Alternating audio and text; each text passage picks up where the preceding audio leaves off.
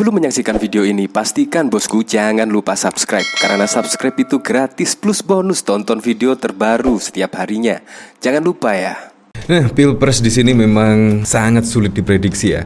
Bahkan pada waktu lalu diprediksi A, B, C dan ternyata hasilnya Z. Nah, di sini menurut saya Pilpres di 2024 sangat sulit sekali diprediksi. Bahkan yang mengagetkan pada waktu lalu yaitu yang pertama ketika Budiman Sujatmiko tiba-tiba mengalihkan dukungan ke Pak Prabowo Subianto. Padahal kita ketahui ya mulai Pilpres 2014 hingga 2019 Budiman Sujatmiko selalu mengkritik lah yaitu pencapresan dari Pak Prabowo Subianto.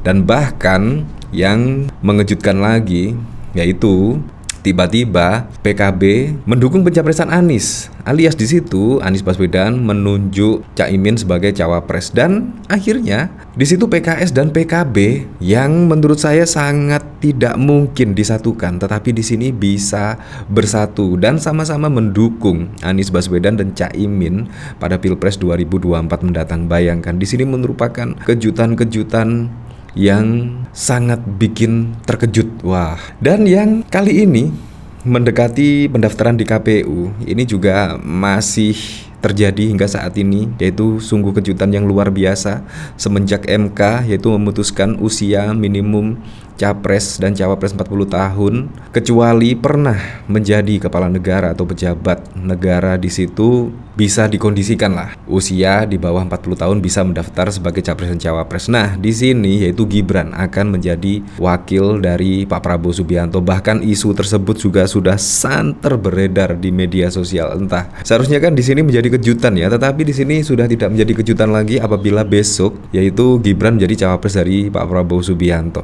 Bahkan sampai saat ini juga di situ pertemuan-pertemuan dilakukan lah, yaitu di koalisi Indonesia Maju. Di sini saya tidak membahas soal Gibran ya, tetapi di sini membahas itu Anies Baswedan, yaitu sulit elektabilitasnya untuk naik. Karena apa? Karena di sini yaitu bergabungnya PKB dan juga PKS. Di sini bahkan juga dikomentari oleh Husin Shihab. Sebelum pengamat ini ngomong, gue udah ngomong. Intinya banyak yang kecewa. Tabiat minyak dan air kok dipaksakan dalam satu wadah.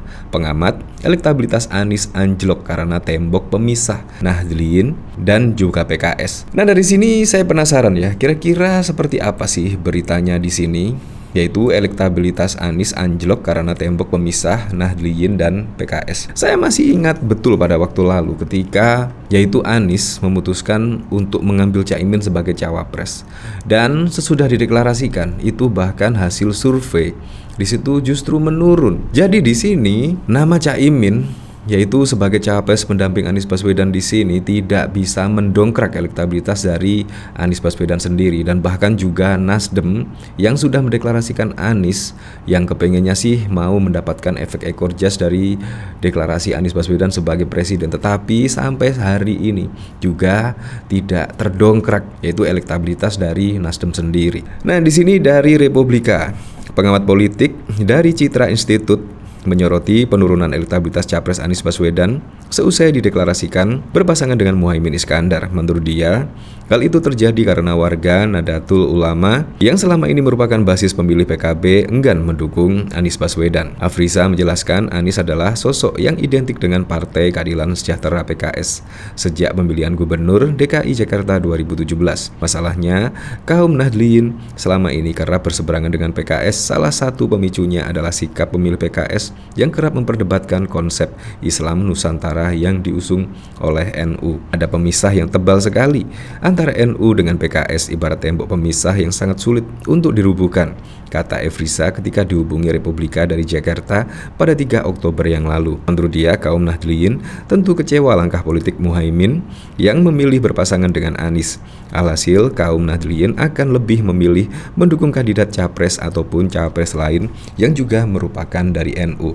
Walaupun pada waktu lalu belum gabung, yaitu PKB bersama PKS dan Nasdem mengusung Anies Baswedan sebagai capres pada Pilpres 2024. Itu pun juga warga NU lebih memilih Ganjar Pranowo dan juga PDIP dan Pak Prabowo. Di situ bahkan sebelum gabungnya PKB dan PKS, warga NU juga sudah memilih Pak Prabowo Subianto, Ganjar dan juga PDIP. Apalagi saat ini ya sudah menjadi koalisi, yaitu PKB, PKS dan Nasdem.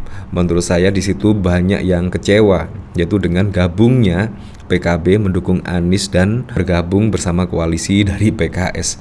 Menurut saya di sini sangat-sangat susah sekali disatukan, tetapi gara-gara kepentingan capres-cawapres di sini akhirnya semua itu bisa dirubah dan bahkan juga bisa digabungkan, walaupun belum tentu juga ya itu akan ada perdebatan di kemudian hari, kita juga tidak tahu di situ.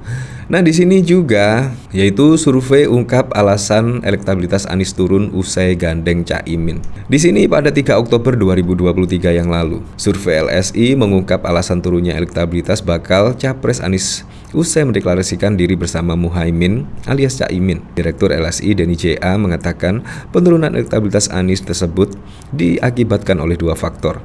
Kedua faktor tersebut yakni kritik yang dilontarkan Susilo Bambang Yudhoyono kepada Anies usai memilih Caimin sebagai cawapres dan elektabilitas Caimin yang cenderung rendah dibandingkan AHY. Ya memang dari elektabilitas cawapres pada Pilpres 2024 itu memang AHY di atas dari Caimin kalau dilihat dari skor elektabilitas pada setiap hasil survei.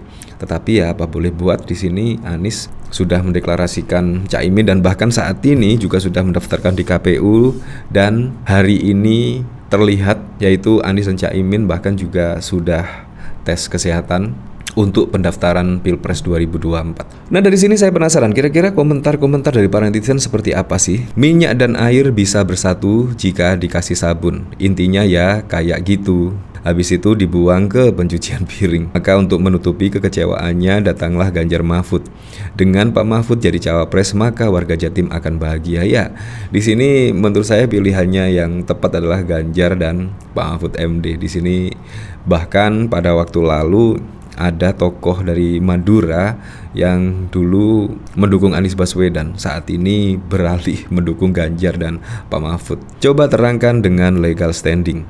Narasi memecah belah melulusin. Pembuktian ada di 14 Februari 2024. Tunggu saja hasilnya.